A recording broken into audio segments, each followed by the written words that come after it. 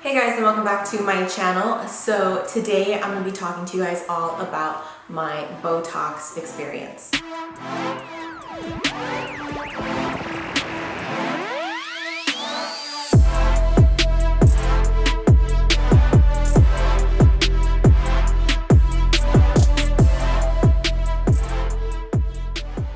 So I recently got my second round of Botox done, and I wanted to film this video when I did my first round, which was back in November, but I didn't. I have no good reason as to why I didn't film it. I just was purely lazy. I didn't find time. I really wanted to because I had such a great experience with it and I couldn't wait to share about it because I know a lot of people are very curious about Botox.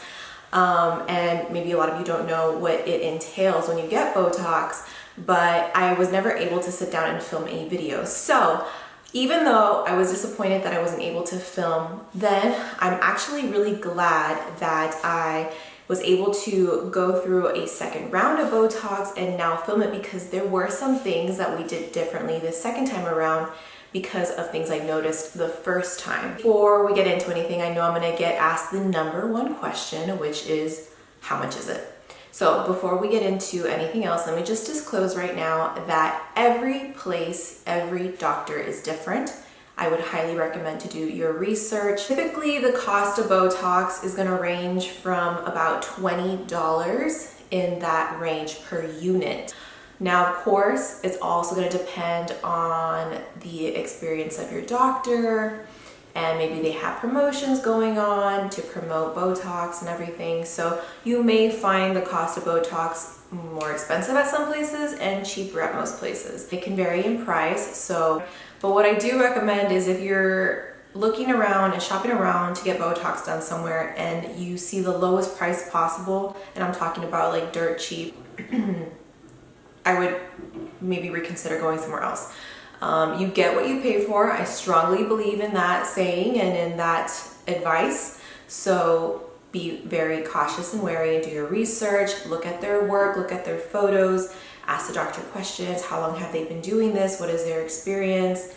Look at reviews. So that's all I gotta say about that. Right, so let's get into why I wanted Botox, where I got it done. So I know a lot of you are gonna probably right away think, because this is the reaction I got from many people and from a lot of my family, they were like, Katherine, you are so young, why are you getting Botox? I am about to be 26 in about a month, and no, I don't think I'm super old, nor do I think that I look super old. I think Botox is really connected to age, which is not necessarily the purpose or reason why someone is getting it. What I mean by that is my problem area and the area that I got Botox in was strictly just in my forehead. I feel like for someone who was in their mid-20s, even in my early 20s, I got a lot of wrinkles in my forehead. And one good example of the difference and why it really isn't dependent on your age. If you look at my mom, who is already going to be in her mid-50s, even when she raises her eyebrows, she hardly has those lines.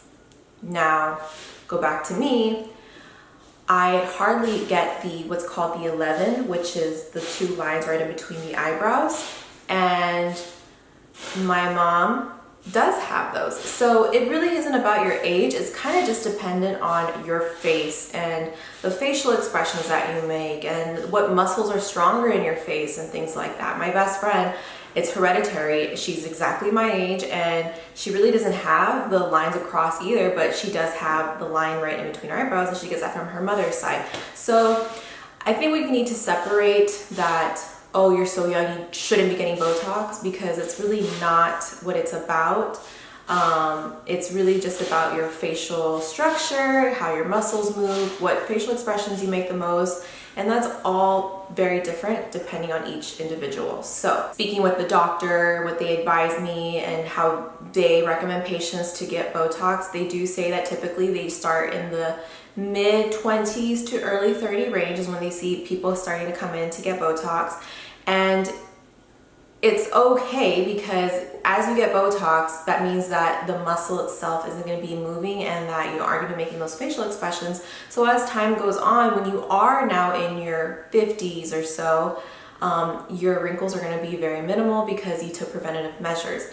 Now, if you're someone who's 50 years old or plus and you never got Botox and now you want it because you have these really deep set fine lines, it's almost like as if Botox really won't be a good solution for you because it's too late. The muscles have been moving all these years, you've been making those facial expressions, the skin is now set in its ways. Which leads me to the next topic. A lot of people get confused with Botox and fillers. Fillers and Botox are completely different things. Fillers, it is a synthetic type of liquid that gets put into the skin to help plump and actually push, out fine lines, things like that. Whereas that's not what Botox is. Botox is just going to numb the muscle or make it to where it's not going to move anymore. And you'll see exactly what I mean by that when I put my clips up of my forehead before and my forehead after. So I'm going to go ahead and do that right now, and I'm going to show you guys, I'm going to insert a clip of what my forehead was able to do before Botox, and you'll see that right now.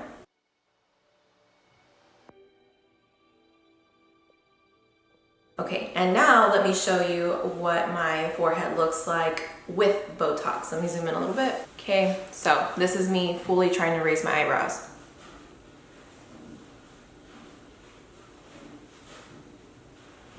See that? Do you see that magic?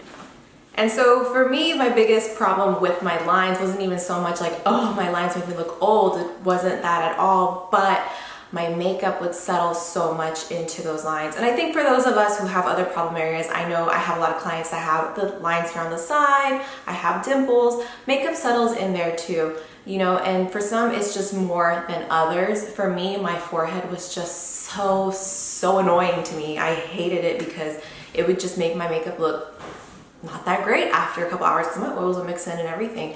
But now, not only that, when I don't have makeup on, my forehead just looks so smooth. I obviously don't look frozen. I mean, I can make expressions and everything like that. So that is just why I say Botox was the best thing I got, because I just love how my forehead looks now. And I feel like if you have problem areas in other areas of your face, maybe other than your forehead or anything, I wouldn't be shy to maybe inquire about Botox and see, if it's for you, because I can honestly say I'm so happy with my results, and I'm just so happy with, my experience overall.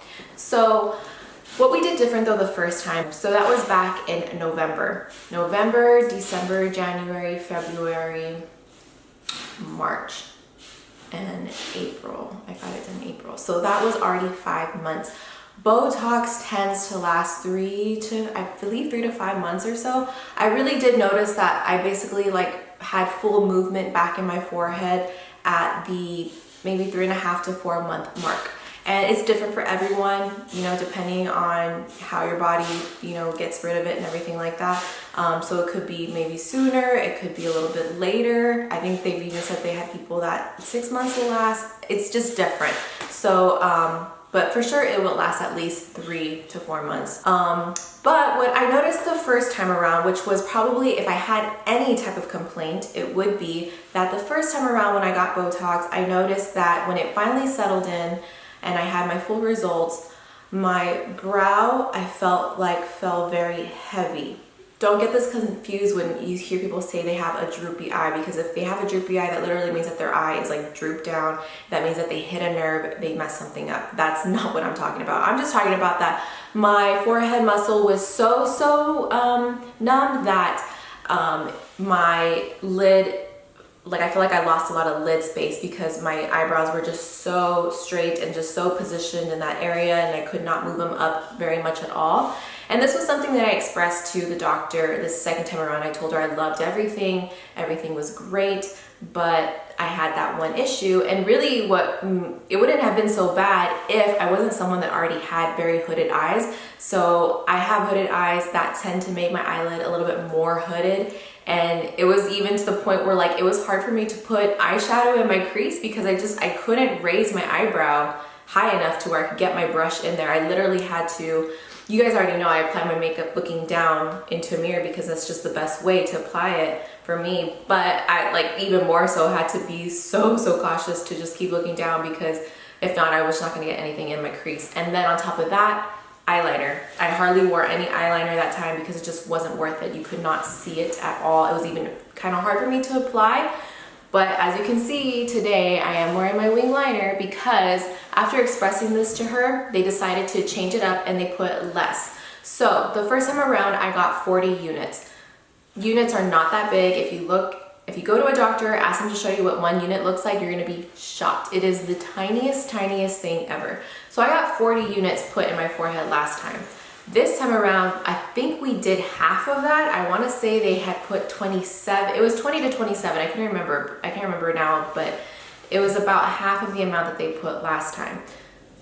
Oh my God, again, I still love my results, and I actually have a little bit more movement than last time, and I am over the moon happy. So glad. For those of you who are maybe afraid of the pain because you're afraid of needles and everything, honestly, it is like 0 to little pain. It takes about maybe 40 minutes for the numbing cream to set in. So they numb the entire area that you're going to be injected, and you can't feel anything. When you do feel something, the pain level is probably maybe about a 3.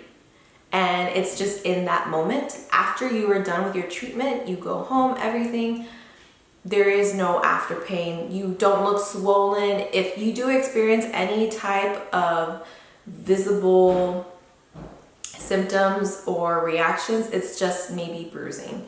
When I first got it done the first time, I thought I was gonna bruise a lot because I bruise so easily. I hardly bruise the second time around. I only bruise like in this one little spot. So bruising is also very minimal. So if you are in the South Texas, Rio Grande Valley region, the doctor that I go to is Dr. Norma Cavasoz. She has Infinite Love Medical Spa, and I have been going to them for quite some time for other treatments as well. And before we get into, oh my God, what have you got done? You're probably full of plastic or something. No. So treatments I've done, can name them on one hand. It's Botox, and I did do one time, which a lot of you probably remember, it was like the thermal heat thing on my double chin to help reduce it. And just to touch base on that, because I feel like doing that and then now going through like a whole weight loss, did I feel like the thermal double chin worked? Yes, it did, minimally, but nothing can compare to how much you see a difference in your face when you lose weight. So I would say, you guys, like, it is somewhat of a quick fix, but you know, if you can maybe strive to actually lose weight, and then if you still feel like you have a problem area, then that would be the time to go get something like that done. I wish I had maybe done that, but you know, that was just me before I realized what I could do as far as, you know, with my weight loss and everything. So that's that. So those are the two, I would say, treatments that I had done. And then PRP, which I don't even like to consider as a treatment, like a cosmetic treatment or whatever, because PRP is so natural. It's where they extract your blood, they remove the platelets from it, and then they inject it back, very similar to the vampire facial. So it's your body's own material, and it's just being put back into your body to help stimulate your own natural collagen. So I've never had lip fillers, I've never had face fillers, cheek fillers, nothing like that. So those are the 3 things I've had done, and that's it. And all done there at Infinite Love. And I love Dr. Cavasoz. She is so sweet. She makes you feel very comfortable. She asks you questions. You can ask her any questions. And then her staff, which I don't know how you guys feel about doctor offices, but for me, I care more about sometimes the staff than the doctor, because you tend to interact with the staff more. And her staff has always been very sweet, very nice. Again, make you feel very comfortable. I feel like I'm talking to just like a girlfriend. And the facility itself is very clean. It's very cute. I like it. It's comfortable. So I would highly recommend checking them out.